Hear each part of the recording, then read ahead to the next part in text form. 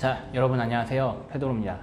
여러분, 스페인이 1차 대전, 2차 대전을 모두 피해갔다라는 사실을 알고 계시니까? 그러면 여기서 우리는 궁금증이 생길 거예요. 유럽에서 가장 많은 희생자를 냈던 전쟁 중 하나인 1차 대전을 스페인은 어떻게 해서 피할 수 있었는지, 이번에는 1차 대전과 2차 대전을 각각 나누어서 스페인이 대내외적으로 어떠한 상황에 처해져 있는지, 그리고 이러한 역사적 사실이 우리에게 어떠한 메시지를 보내는지 같이 한번 알아보도록 하겠습니다. 지금 이 사진 같은 경우에는 원래는 흑백이었는데 컬러로 복원했던 1차 대전 당시의 사진이라고 합니다. 우리가 스페인이 어떻게 해서 1차 대전을 피했는지에 대해서 말하기 전에 1차 대전이 어떤 건지에 대해서 한번 간략하게 이야기를 해볼게요. 우선 1차 대전은 1914년에서 18년까지 영국, 프랑스, 러시아, 그리고 독일과 오스트리아가 최초로 전쟁을 시작한 이탈리아, 일본, 미국, 마지막에는 오스만 티르크까지 참가해서 확전했던 전쟁입니다. 그러면은 우리가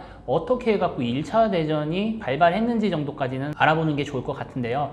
오스트리아 왕의 후계자가 세르비아를 방문을 했는데 세르비아에서 암살을 당하는 것입니다. 그래서 오스트리아는 세르비아에게 선전포고를 했고 결국 이 선전포고가 세계 1차 대전까지 확전을 하게 됐습니다. 자, 그러면은 당시 스페인 상황을 한번 알아볼게요. 자, 혹시 스페인 여행을 가보셨거나 여행을 가시려고 준비를 하셨던 분들 중에 이 그림을 보신 분들도 있을 거예요. 이 작가의 이름을 들어보신 적이 있으실 건데요. 바로 스페인 3대 화가 중에 한 명인 프란시스코 고야가 그렸던 1808년 8월 3일이라는 작품입니다. 그래서 이 작품이 뭐냐라고 물어보실 거예요. 이 작품이 바로 스페인이 독립전쟁을 했었을 때 당시에 참상을 그렸던 그림입니다. 우리가 흔히 스페인에 대해 갖고 있었던 이미지는 무적함대, 그리고 항상 좀 이기는 그런 이미지를 갖고 있었는데요. 사실 그때 이미지는 스페인이 약 15세기에서 16세기에 갖고 있었던 이미지고 17세기로 넘어오면서 스페인은 이미 대서양에 대한 제해권, 즉 바다를 지배할 수 있는 세력은 영국에게 넘어갔고요. 내륙 지역에서는 프랑스에게 패권을 넘긴 상태였습니다. 우리가 독립전쟁을 이야기를 하려면은 굉장히 예전에 있었던 일들도 많이 끄집어내서 이야기를 해야 되는데요. 그렇게 돼버리면은 시간도 굉장히 길어지고 또 지루해질 수 있기 때문에 가장 직접적인 원인이었던 독립전쟁부터 이야기를 시작해 보려고 합니다. 독립전쟁은 영국과 프랑스가 굉장히 세력 다툼을 하고 있었던 시기였어요. 프랑스와 스페인이 연합이 돼서 영국과 치렀던 해전이 있는데요. 바로 3대 해전 중에 하나인 트라팔가르 해전입니다. 그리고 영국은 트라팔가르 해전에서 큰 승리를 거둡니다. 그렇다고 해갖고 프랑스가 굉장히 힘들어지느냐 그런 상황은 아니었습니다. 그래서 여전히 프랑스는 유럽을 점령하고 있었고요. 그래서 영국의 제품을 사지 말라는 대륙 봉쇄령을 내립니다. 그런데 포르투갈이 그 대륙 봉쇄령을 거부를 하는 것이죠. 그래서 프랑스는 그 포르투갈을 공격하기 위해 스페인에게 잠시 군대가 지나갈 수 있도록 요청을 했었던 것이죠. 포르투갈을 쉽게 이깁니다. 자, 그러면은 뭐가 남았을까요?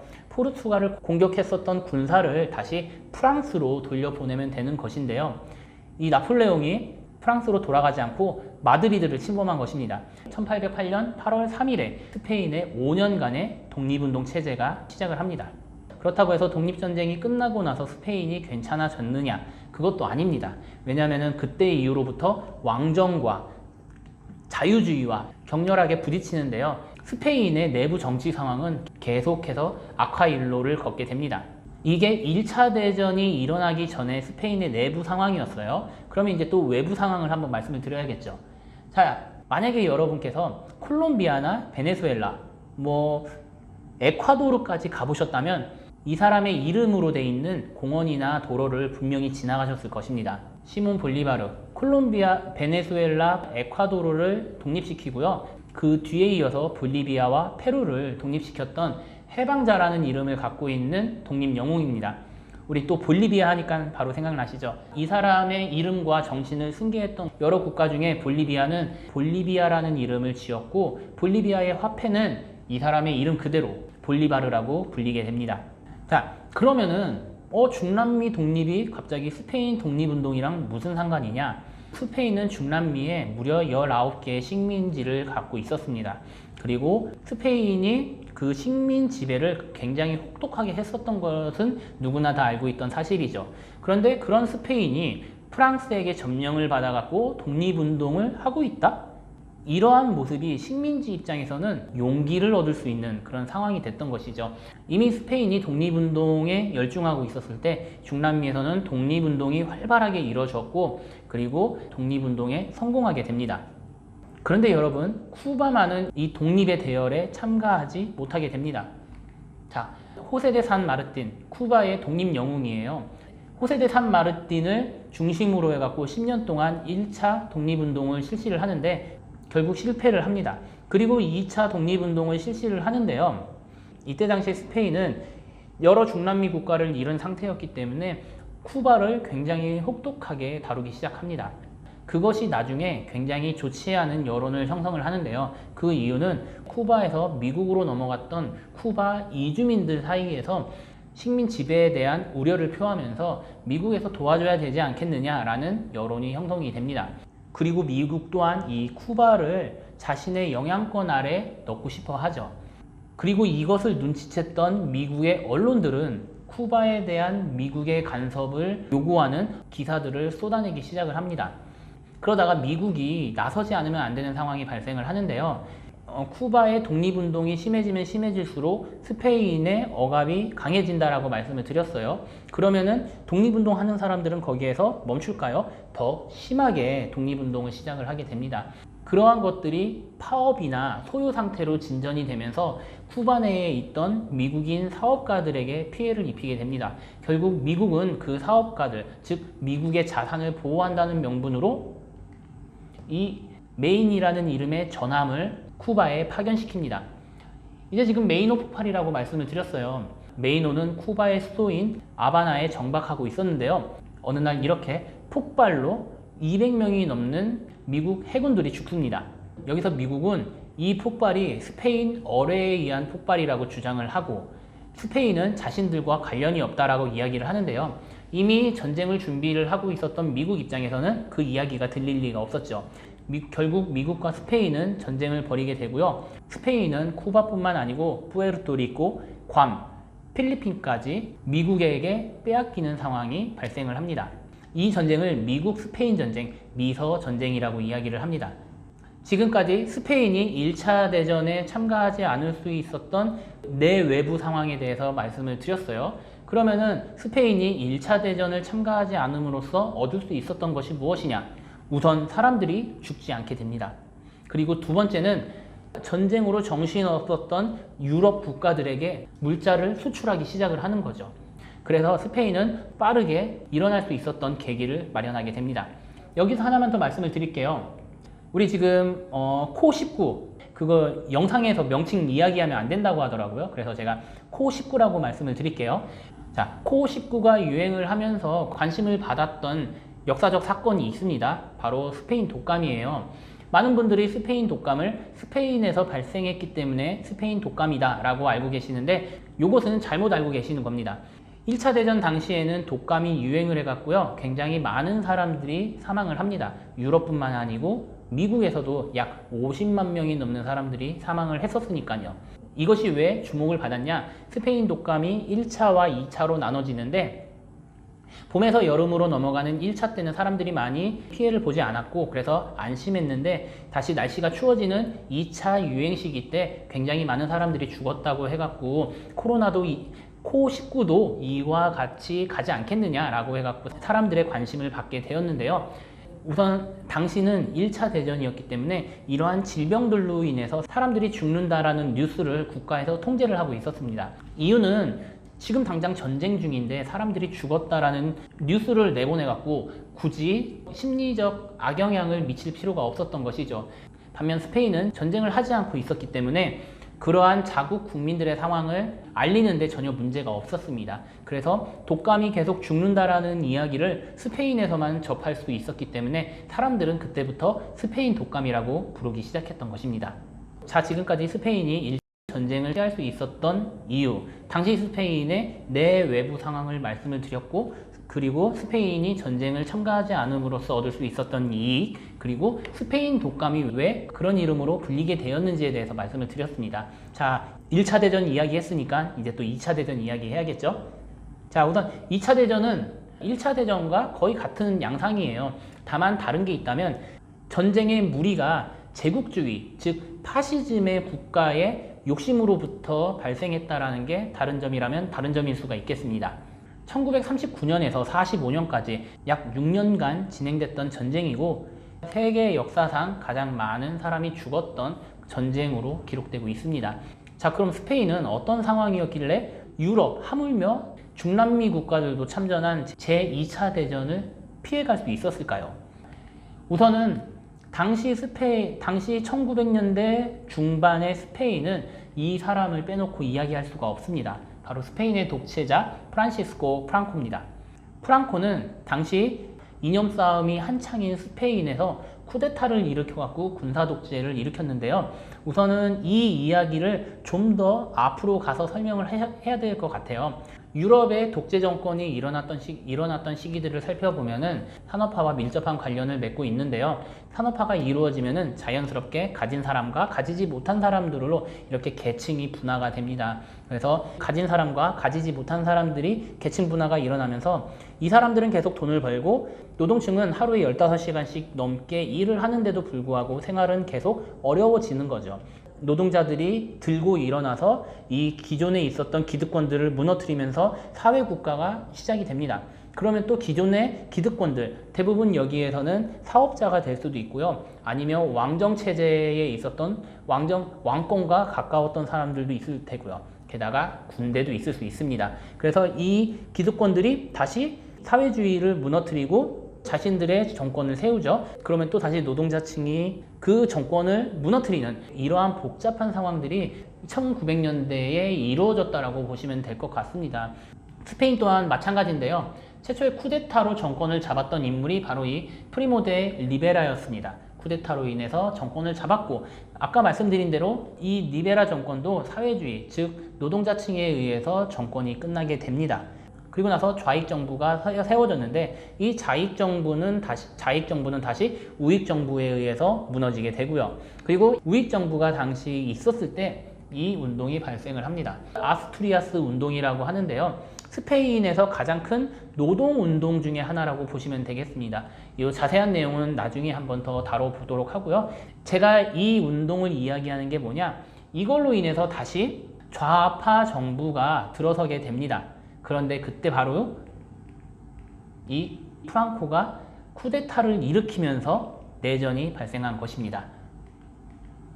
좀 이렇게 길죠? 간단히 이야기하면은 리베라가 쿠데타를 일으켜갖고 정권을 잡고 다시 시민들이 시위를 통해서 이 독재 정부를 무너뜨립니다. 그리고 좌파 정부가 들어서는데요. 이 좌파 정부를 다시 우파 정부가 정권을 잡고 그리고 우파 정부가 일어났을 때 이 아스투리아스 운동에 의해서 좌파 정부가 생겼는데 그때 이 프랑코가 쿠데타를 통해서 내전을 일으키는 것입니다.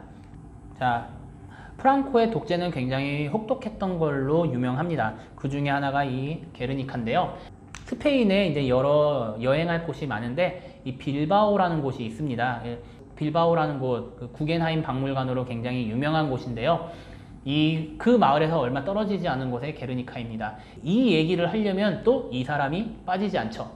자, 히틀러죠. 히틀러 뭐 말이 필요하겠습니까? 모든 사람들이 알고 있는 건데요.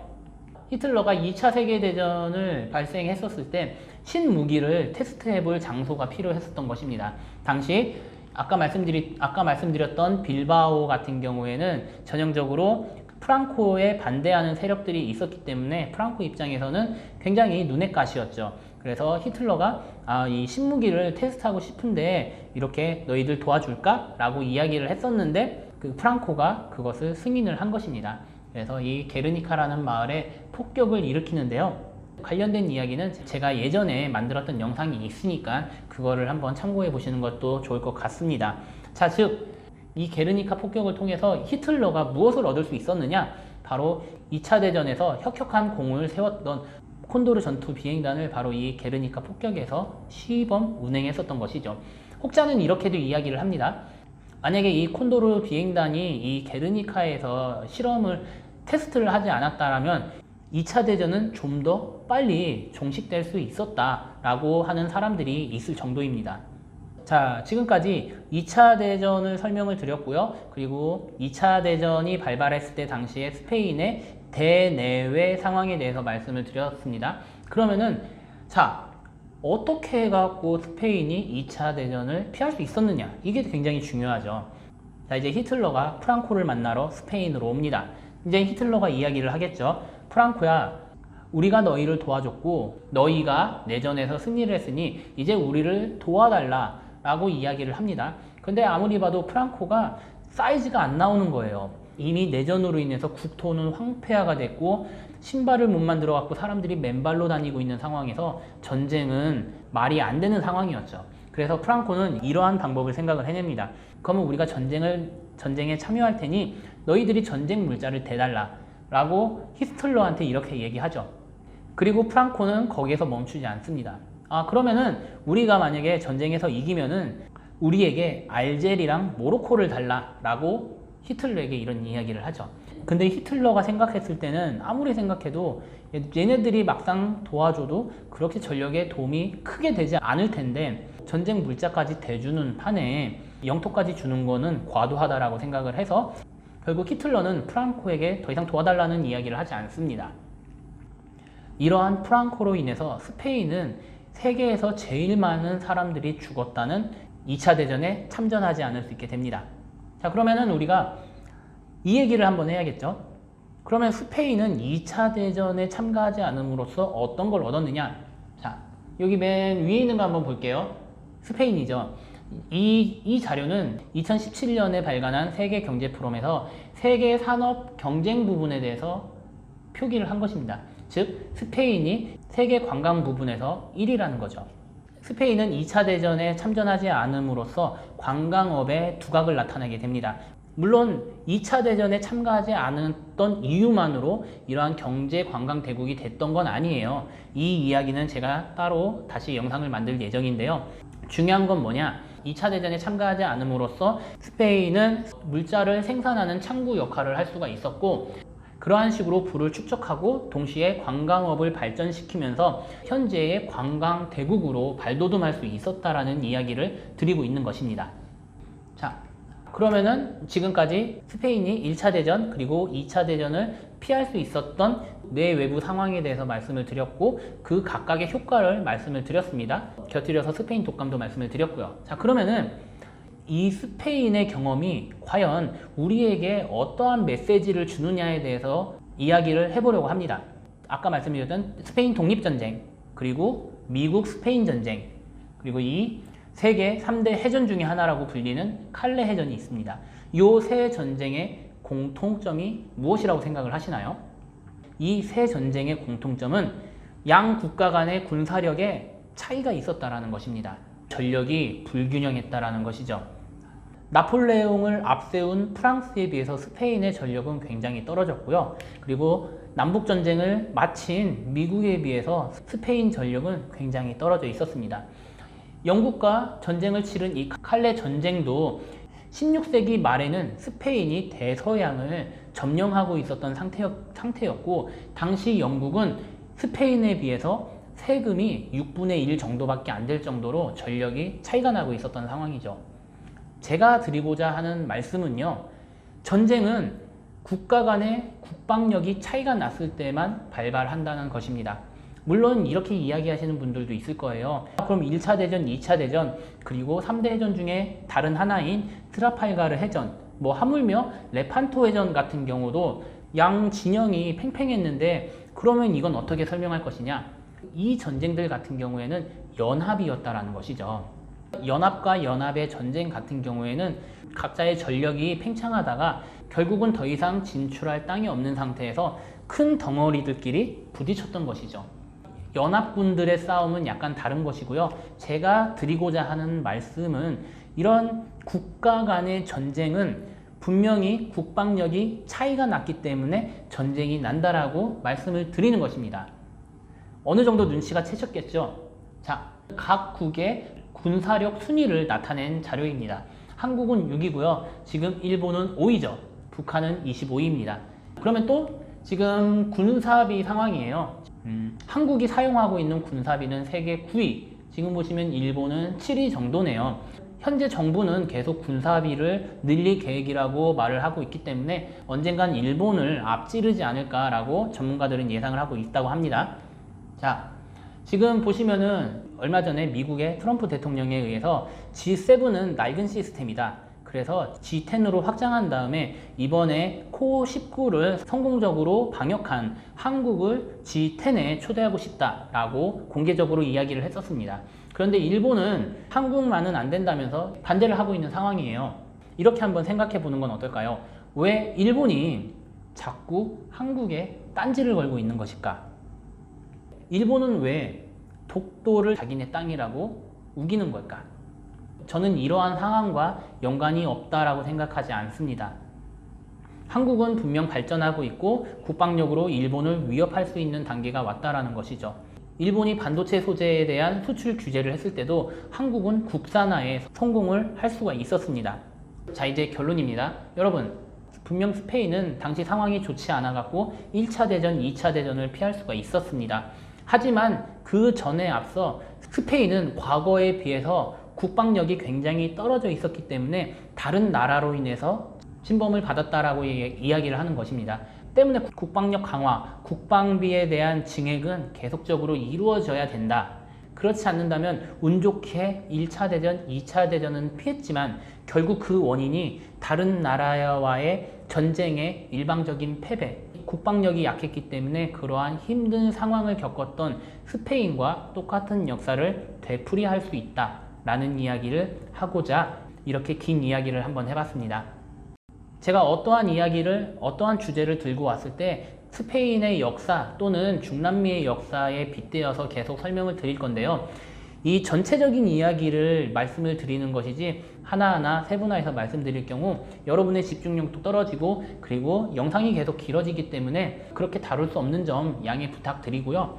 만약에 더 관심이 있는데 더 자세하게 알고 싶다 라고 하시면 제가 여행 인문학이라는 주제로 스페인과 중남미 역사적 사건에 대해서 포스팅을 하고 있습니다. 그리고 세계여행 정보와 스페인어 공부법에 대해서 사이트를 운영하고 있으니까요. 아래 세계모닷컴이라는 제가 아래 적어 드릴게요. 거기에 방문하셔갖고 살펴보시는 것도 좋을 것 같습니다.